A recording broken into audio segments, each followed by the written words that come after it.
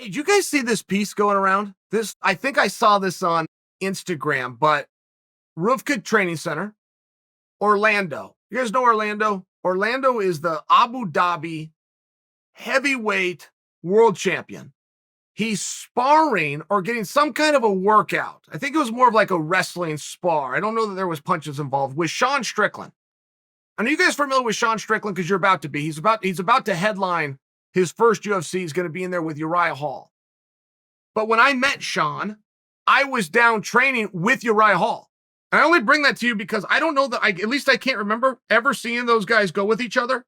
But I was at the Rain Training Center training with Uriah when I met and started training with Sean. So there might be some gym story that if we look into or ask these two that we can start to undercover here. Sean Strickland in the video goes for an underhook. Now, if you don't know Orlando, you just need to picture he was the heavyweight champion, but he was all of the limit, right? He's a 300-pound man, big, strong, total stud. Sean fights at 185 pounds, cuts a little bit for it, but could not go to 205, right? I mean, Sean's natural weight is probably 197, 199. 100-pound size difference. Sean goes for an underhook. When he goes for the underhook, Orlando, to defend the underhook, and in all defense to Orlando here, it was a pretty good little motion that I had not seen before. And as soon as I saw it, I knew exactly what he was doing, and I know that it would work. But he catches the underhook, and then he rolls. He catches it, and he turns his body as a way of like hyperextending the arm, makes Sean take the arm out. So when he does this to Sean, I don't think that Orlando had bad intentions here. I think Orlando's one of those big guys that forgets he's a big guy. So Sean says, hey, what? That hurt. Don't do that again. That hurt my arm. Oh, okay. So they go right back in. Sean goes with an underhook. Orlando does it a second time. Now, the second time is what made Orlando look like such a dick. That a lot of people that saw this commented, that's where they thought, well, what a jerk he is. The second time for me is where I realized Orlando can't not do it. That's what he does. He is trained when somebody comes for an underhook to bring that elbow in and turn his body to make them take it out. It's a habit. I thought the second time he did it actually proved Orlando's innocence. That's how I interpret it. Sean did not agree.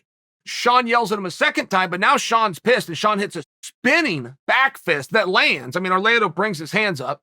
So Orlando takes a step forward, trying to calm him down. He actually said, hey, whoa, hey. So now as Orlando's coming, Sean knows, well, now I'm in trouble because now I've hit you.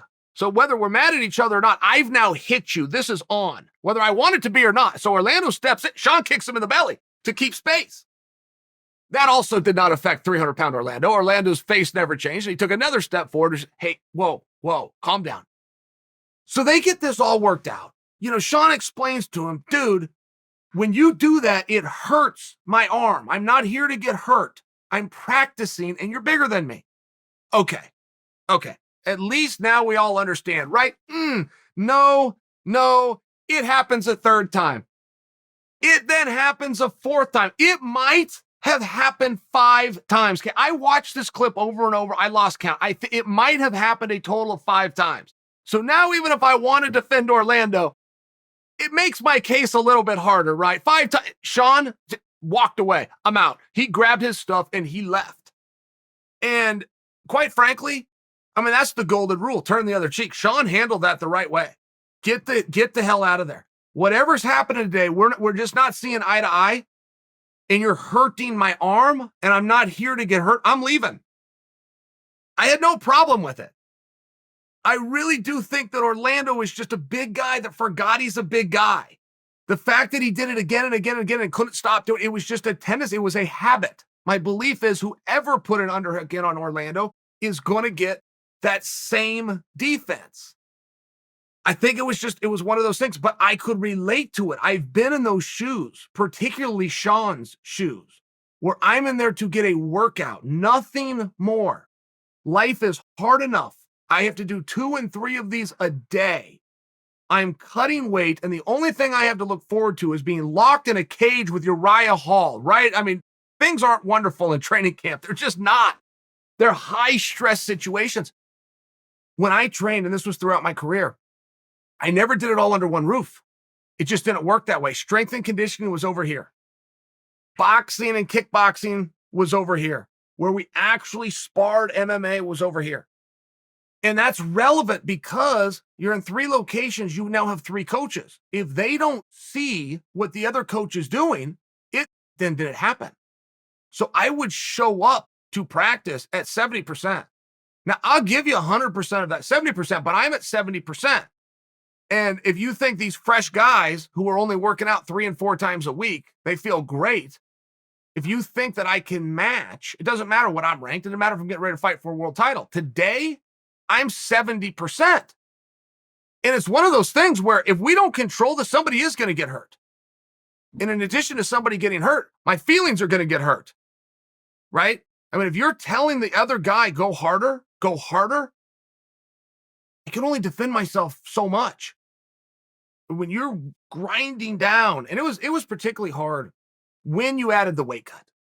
I mean, that's just the recipe to get sick. That's the perfect recipe. Overtrain, undernutrition, undersleep. Perfect recipe for an illness, for getting hit with the flu, right? Just one of these tough things. I related to Sean. I knew exactly what happened. And I've had to do that before too. Where I go, we're just missing each other today. No hard feelings. I will see you guys tomorrow. I've had to do that only a couple of times. Grab my bag. I got to walk out. But it's to protect myself. It was to protect myself because I'm not fully here. I just got it. I got the whole thing. I don't think Orlando meant to do it. I really don't. I think he's a big guy that forgets he's a big guy. And I think Sean did it right. I mean, ultimately, turn the other cheek and walk away.